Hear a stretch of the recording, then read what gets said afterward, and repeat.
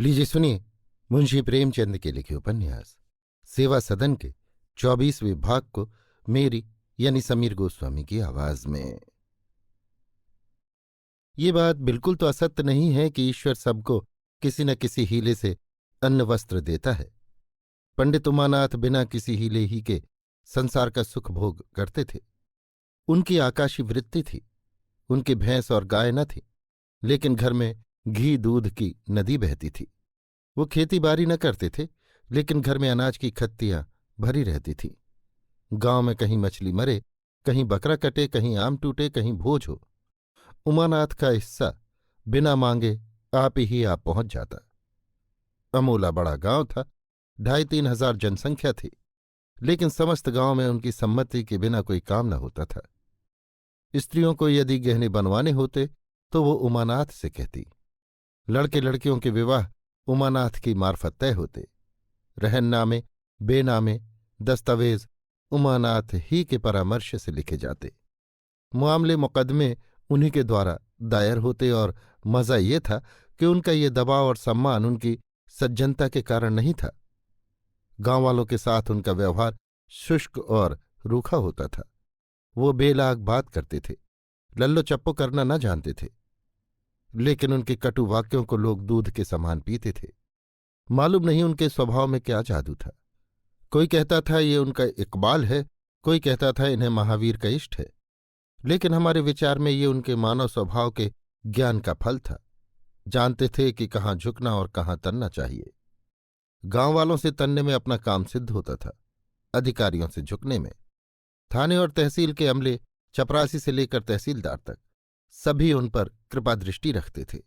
तहसीलदार साहब के लिए वो वर्ष फल बनाते, डिप्टी साहब को भावी उन्नति की सूचना देते।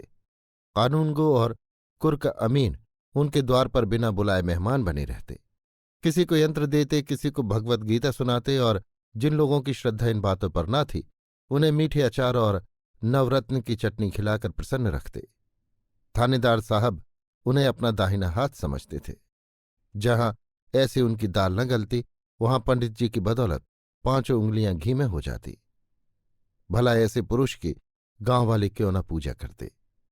उमानाथ को अपनी बहन गंगाजली से प्रेम था, लेकिन गंगाजली को मैके जाने के थोड़े ही दिनों पीछे ज्ञात हुआ कि भाई का प्रेम भावज की अवज्ञा के सामने नहीं ठहर सकता। उमानाथ बहन को अपने घर लाने पर मन में बहुत पछताते। वे अपनी स्त्री को प्रसन्न रखने के लिए ऊपरी मन से उसकी हाँ में हाँ मिला दिया करते।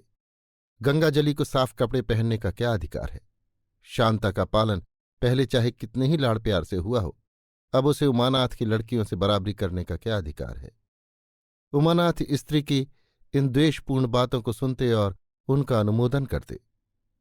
गंगाजली को जब क्रोध आता तो वो उसे अपने भाई ही पर उतारती।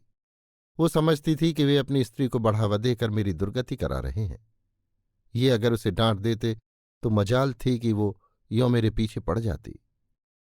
उमानाथ को जब अवसर मिलता तो वो गंगाजली को एकांत में समझा दिया करते, किंतु एक तो जाह्नवी उन्हें ऐसे अवसर मिलने ही न देती, दूसरे गंगाजली को भी सहानुभूति पर विश्वास न आता। इस प्रकार 1 वर्ष बीत गया। गंगाजली चिंता, शोक और निराशा से बीमार पड़ गई। उसे बुखार आने लगा। उमानाथ ने पहले तो साधारण औषधियां सेवन कराई, लेकिन जब कुछ न हुआ तो उन्हें चिंता हुई। एक रोज उनकी स्त्री किसी पड़ोसी के घर गई हुई थी। उमानाथ बहन के कमरे में गए। वो बेसुध पड़ी हुई थी। बिछावन चिथड़ा हो रहा था, साड़ी फटकर तार तार हो गई थी। शांता उसके पास बैठी हुई पंखा झल रही थी। ये करुणाजनक दृश्य देखकर उमानाथ रो पड़े। यही बहन है जिसकी सेवा के लिए 2 दासियां लगी हुई थीं। आज उसकी ये दशा हो रही है। उन्हें अपनी दुर्बलता पर अत्यंत गिलानी उत्पन्न हुई। गंगाजली के सिरहाने बैठकर रोते हुए बोले, बहन, यहां लाकर मैंने तुम्हें बड़ा कष्ट दिया है। नहीं जानता था कि उसका ये परिणाम होगा। मैं आज किसी वैद्य को ले आता हूं। ईश्वर चाहेंगे तो तुम शीघ्र ही अच्छी हो जाओगे। इतने में जाह्नवी भी आ गई। ये बातें उसके कान में पड़ी। बोली, हाँ हाँ दौड़ो, वैद्य को बुलाओ, नहीं तो अनर्थ हो जाएगा। अभी पिछले दिनों मुझे ज्वर आता था, तब वैद्य के पास न दौड़े। मैं भी ओढ़कर पड़ रहती तो तुम्हें मालूम होता कि इसे कुछ हुआ है। लेकिन मैं कैसे पड़ रहती? घर की चक्की कौन पीसता? मेरे कर्म में क्या सुख भोगना बधा है? उमानाथ का उत्साह शांत हो गया। वैद्य को बुलाने की हिम्मत न पड़ी। वे जानते थे कि वैद्य को बुलाया तो गंगाजली को जो 2-4 महीने जीने हैं वो भी न जी सकेगी। गंगाजली की अवस्था दिनों दिन बिगड़ने लगी, यहां तक कि उसे ज्वर तिसार हो गया। जीने की आशा न रही। जिस उदर में सागू के पचाने की भी शक्ति न थी, वो जौ की रोटियां कैसे पचाता? निदान उसका जर्जर शरीर इन कष्टों को और अधिक न सह सका। 6 मास बीमार रहकर वो दुखिया अकाल मृत्यु का ग्रास बन गई। शांता का अब इस संसार में कोई न था। सुमन के पास उसने 2 पत्र लिखे, लेकिन वहां से कोई जवाब न आया। शांता ने समझा बहन ने भी नाता तोड़ दिया। विपत्ति में कौन साथी होता है? जब तक गंगाजली जीती थी, शांता उसके अंचल में मुंह छिपाकर रो लिया करती थी। अब ये अवलंब भी न रहा। अंधे के हाथ से लकड़ी जाती रही। शांता जब तब अपनी कोठरी के कोने में मुंह छिपाकर रोती, लेकिन घर के कोने और माता के अंचल में बड़ा अंतर है। एक शीतल जल का सागर है, दूसरा मरुभूमि। शांता को अब शांति नहीं मिलती। उसका हृदय अग्नि के सदृश दहकता रहता है। वो अपनी मामी और मामा को अपनी माता का घातक समझती है। जब गंगाजली जीती थी तब शांता उसे कटु वाक्यों से बचाने के लिए यत्न करती रहती थी। वो अपनी मामी के इशारों पर दौड़ती थी, जिससे वो माता को कुछ कह न बैठे। एक बार गंगाजली के हाथ से घी की हांडी गिर पड़ी थी। शांता ने मामी से कहा, ये मेरे हाथ से छूट पड़ी। इस पर उसने खूब गालियां खाईं। वो जानती थी कि माता का हृदय व्यंग की चोटें नहीं सह सकता, लेकिन अब शांता को इसका भय नहीं है। वो निराधार होकर बलवती हो गई है। अब वो उतनी सहनशील नहीं है। उसे जल्द क्रोध आ जाता है। वो जली कटी बातों का बहुधा उत्तर भी दे देती है। उसने अपने हृदय को कड़ी से कड़ी यंत्रणा के लिए तैयार कर लिया है। मामा से वो दबती है, लेकिन मामी से नहीं दबती, और ममेरी बहनों को तो वो तुर्की बतुर्की जवाब देती रहती है।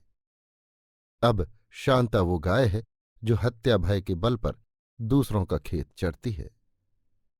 इस तरह 1 वर्ष और बीत गया। उमानाथ ने बहुत दौड़ धूप की कि उसका विवाह कर दूं, लेकिन जैसा सस्ता सौदा वो करना चाहते थे वो कहीं ठीक न हुआ। उन्होंने थाने तहसील में जोड़ तोड़ लगाकर 200 रुपये का चंदा कर लिया था, मगर इतने सस्ते वर कहाँ। जानवी का वश चलता तो वो शांता को किसी भिखारी के यहां बांधकर अपना पिंड छुड़ा लेती, लेकिन उमानाथ ने अब की पहली बार उसका विरोध किया और सुयोग वर ढूंढते रहे। गंगाजली के बलिदान ने उनकी आत्मा को बलवान बना दिया। अभी आप सुन रहे थे मुंशी प्रेमचंद के लिखे उपन्यास सेवा सदन के 24वें भाग को मेरी यानी समीर गोस्वामी की आवाज में।